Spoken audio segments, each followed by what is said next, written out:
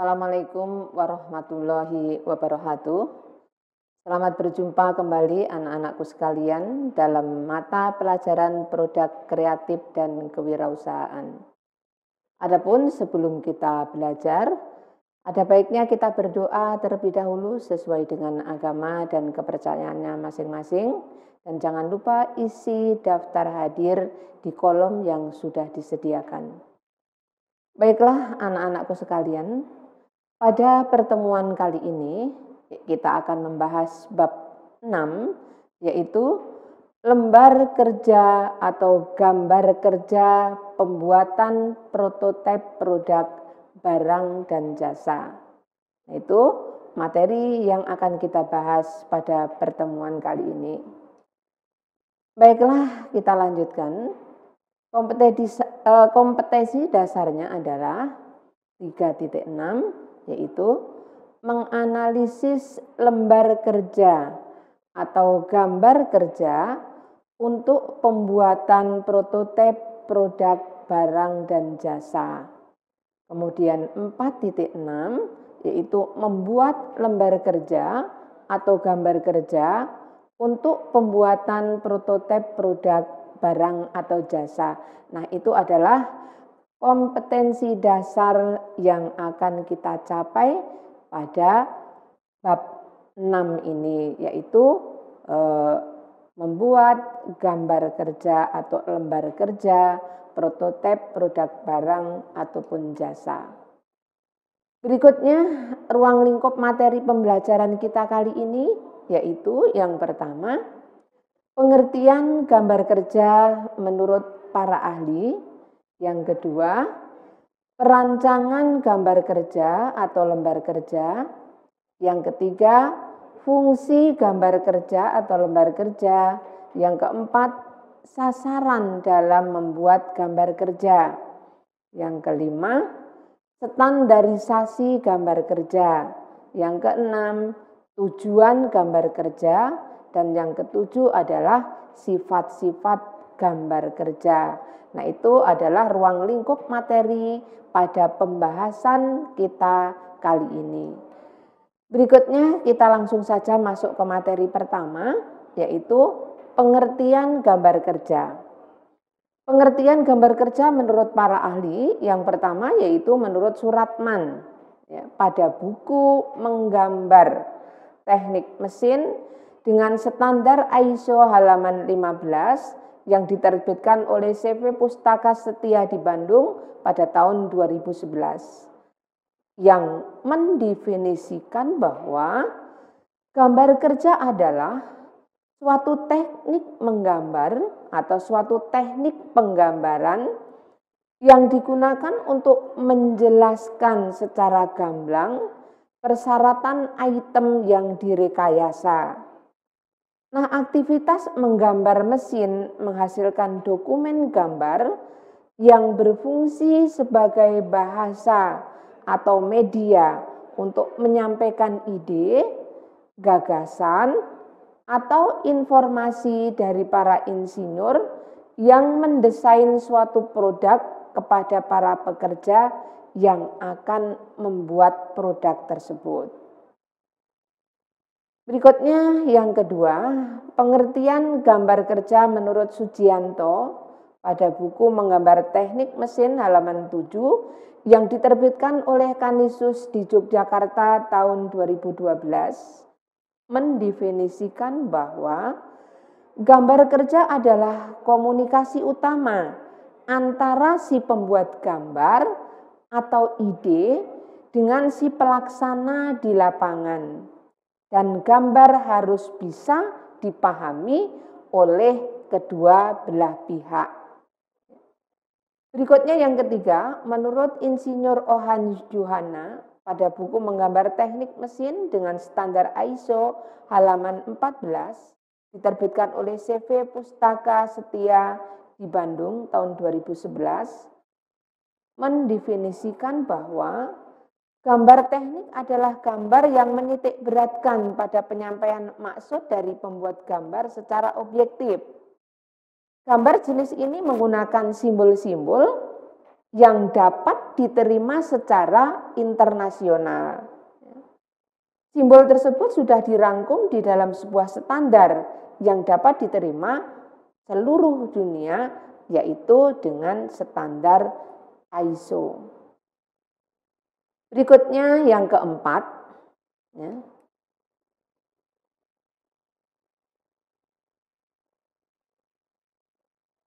Yang keempat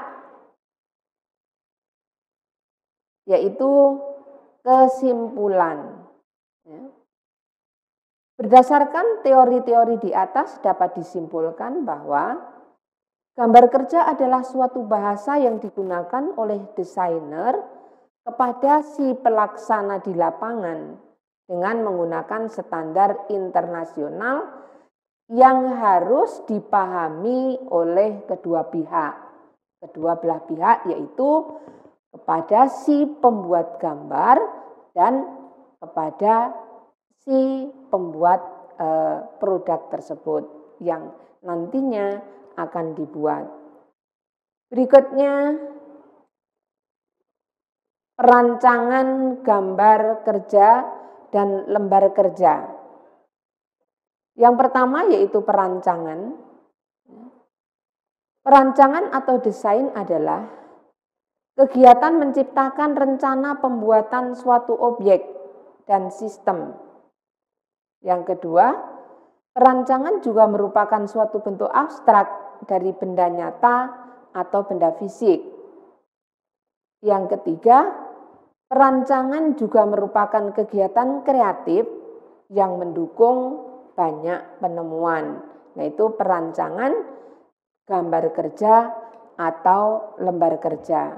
Oke, kita lanjutkan. Jenis-jenis perancangan. Jenis-jenis perancangan ini dibedakan menjadi dua. Yang pertama yaitu rancangan produk. Tujuan dari rancangan produk adalah agar suatu produk memiliki daya tarik bagi konsumen. Jadi di dalam rancangan produk ini bagaimana kita membuat suatu produk agar produk tersebut memiliki nilai guna atau nilai manfaat bagi konsumen. Yang kedua, rancangan visual. Tujuan dari rancangan visual adalah memastikan suatu produk dapat memiliki daya tarik bagi konsumen dalam kaitannya dengan stimulasi panca indera. Yang mana rancangan visual ini juga mempunyai fungsi adalah yang mengutamakan atau suatu rancangan yang mengutamakan keindahan dan subjektivitas dari perancangnya. Oke, kita lanjutkan, yaitu fungsi gambar kerja. Gambar kerja memiliki fungsi dalam bidang teknik. Gambar kerja juga merupakan bahasa teknik dan pola penyimpanan informasi. Yang pertama,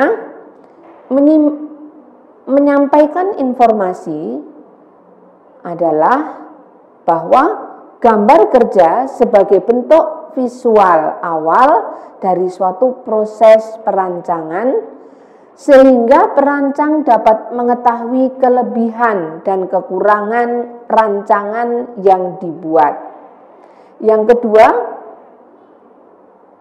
perwujudan pemikiran dalam penyiapan informasi, yang mana dalam perancangan konsep abstrak yang terlintas dalam pemikiran diwujudkan dalam bentuk gambar, kemudian dianalisa, lalu dievaluasi.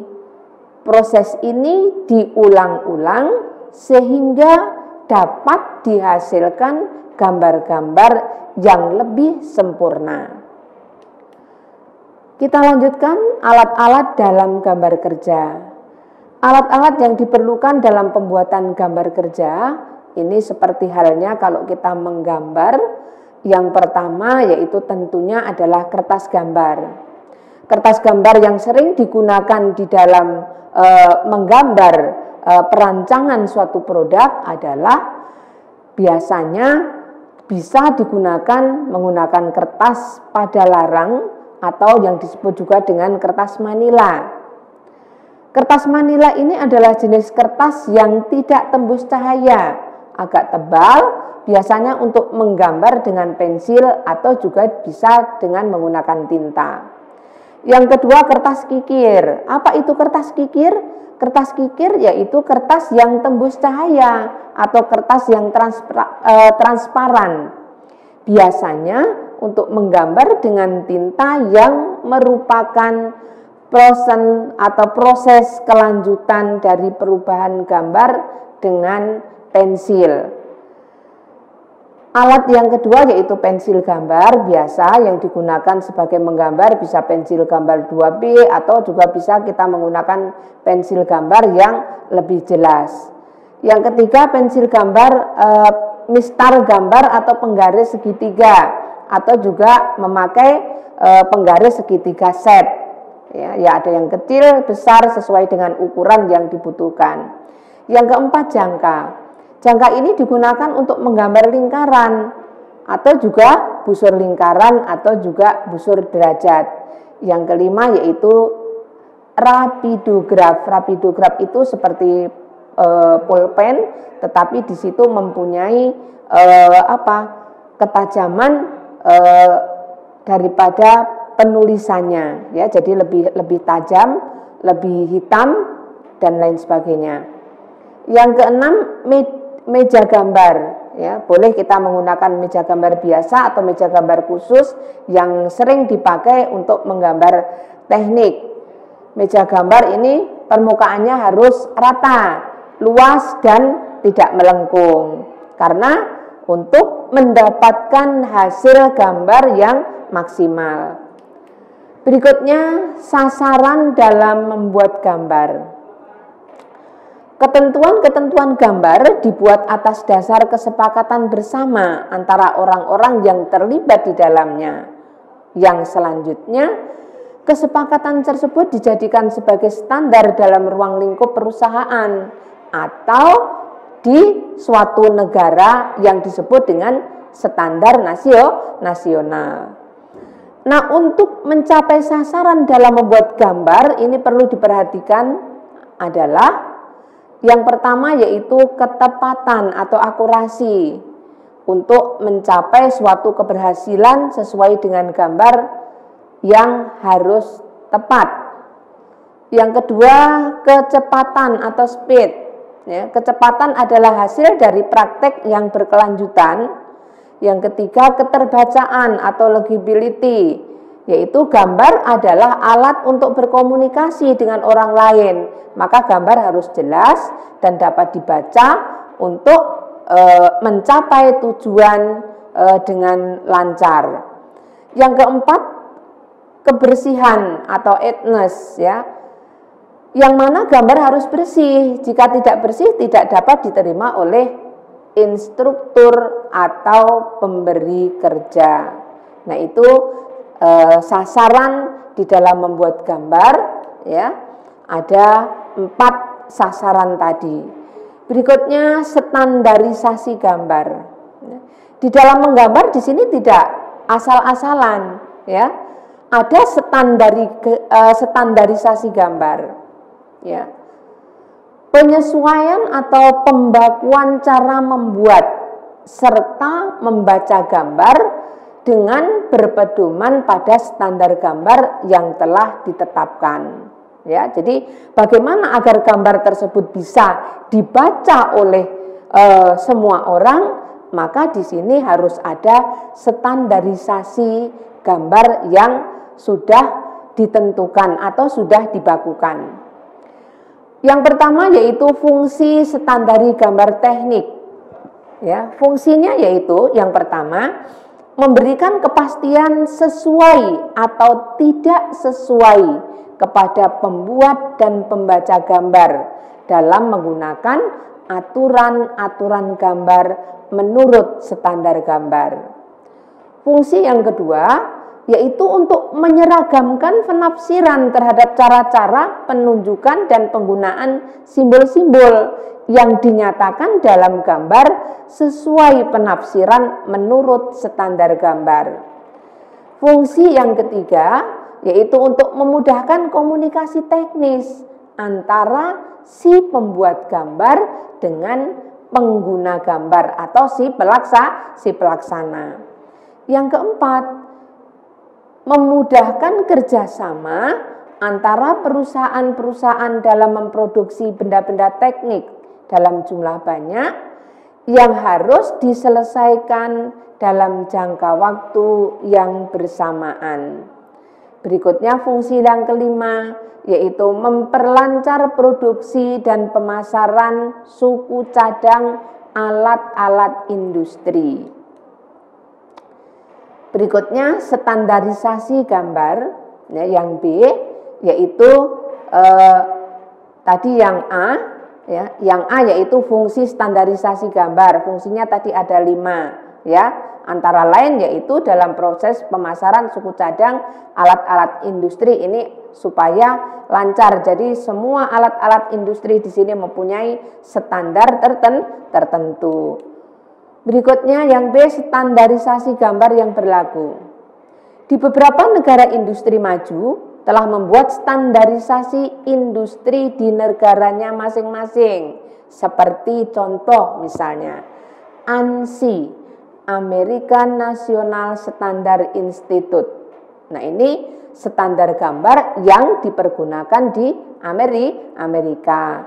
Yang kedua yaitu DIN, yaitu District Industry Normen, ya, ini dipergunakan di Jerman atau standarisasi industri yang ada di Jerman. Berikutnya yang keempat yaitu JIS, yaitu Japanese Industry Standard. Ini yang diberlakukan atau yang dipakai di Jepang. Yang keempat NNI, Netherlands Normalisation Institute. Ini yang dipergunakan di Belanda atau Netherlands Normalisation Institute, ya, merupakan standar gambar yang dipergunakan di Belanda. Yang kelima yaitu SNI. Nah, SNI ini adalah standar nasional yang ada di Indonesia. Di Indonesia juga sudah mempunyai standar tersendiri yang disebut dengan SNI. Nah, untuk keperluan standarisasi industri telah dibentuk suatu badan standar internasional yang diberi nama dengan ISO, ya, atau ISO, International Organization of Standardization, yang mana bidang kerja dari ISO ini adalah menangani standar gambar teknik yang disebut dengan ISO yang menstandarkan gambar teknik agar dapat diterima di seluruh dunia sebagai bahasa teknik internasional. Nah, itu adalah standar gambar yang berlaku di beberapa negara. Berikutnya yaitu tujuan gambar. Tujuan pembuatan gambar teknis yang pertama yaitu internasionalisasi gambar. Peraturan gambar ini dimulai dengan persetujuan bersama antara orang-orang yang bersangkutan, kemudian telah menjadi bentuk standar perusahaan. Jadi kesepakatan atau persetujuan bersama tentunya dari si pembuat gambar dengan si pelaksana yang ada di lapangan. Yang kedua, mempopulerkan gambar. Untuk mempopulerkan gambar, maka gambar harus dibuat dengan jelas, mudah dipahami, dan sesuai dengan peraturan-peraturan dalam standar gambar eksplisit. Yang ketiga, perumusan gambar. Dalam menyelesaikan gambar, perlu adanya hubungan tentang gambar dengan bidangnya, karena hubungan yang erat antara bidang industri seperti permesinan, struktur, perkapalan, perumahan, atau arsitek, dan teknik sipil ini membutuhkan perumusan gambar yang sesuai dan tepat. Berikutnya tujuan yang keempat yaitu sistematika gambar. Nah, di dalam sistematika gambar ini, isi gambar menyajikan banyak perbedaan-perbedaan, tidak hanya dalam bentuk dan ukuran, tetapi juga tanda-tanda toleransi ukuran, toleransi bentuk, dan keadaan permukaan juga. Yang kelima, penyederhanaan gambar adalah untuk menghemat tenaga kerja dalam menggambar, mempersingkat waktu, dan meningkatkan mutu rencana di dalam perancangan gambar. Yang keenam, modernisasi gambar. Bersamaan dengan kemajuan teknologi, standar gambar cara-cara modern yang telah dikembangkan seperti pembuatan film mikro, berbagai macam mesin-mesin gambar otomatis dengan komputer, kemudian juga perencanaan dengan komputer. Berikutnya yang terakhir yaitu sifat-sifat gambar. Sifat-sifat gambar di sini ada 3. Yang pertama yaitu kepastian gambar. Pengertian kepastian gambar ini mengandung arti yang rumit. Hal ini dikarenakan makin berkembangnya teknologi untuk menggambar. Maka dibuat standar gambar agar gambar tidak menimbulkan keraguan bagi si pelaksana gambar atau si pelaksana yang ada di lapangan. Yang kedua, hubungan antara fungsi dan sifat gambar. Sebuah fungsi dipengaruhi oleh beberapa sifat, diantaranya fungsi gambar dan penyampaian informasi. Yang ketiga, sifat dan pengembangan standar gambar. Nah, dalam membentuk standar gambar yang terpenting adalah bagaimana menemukan kondisi yang optimal dari keadaan teknologi modern yang berkembang pada saat ini. Nah, itu pembelajaran kita pada kali ini. Materi pada kali ini yaitu tentang gambar kerja atau lembar kerja, prototipe produk barang maupun jasa. Nah, untuk pertemuan besok masih ada juga lanjutannya, yaitu masih dalam KD6, yaitu tentang pembuatan gambar produk atau prototipe produk barang atau jasa. Sampai di sini, silahkan kalian pelajari dari apa yang telah Ibu sampaikan tadi. Jika ada yang belum jelas, silahkan kalian bertanya, boleh melalui WA atau juga media sosial yang lainnya.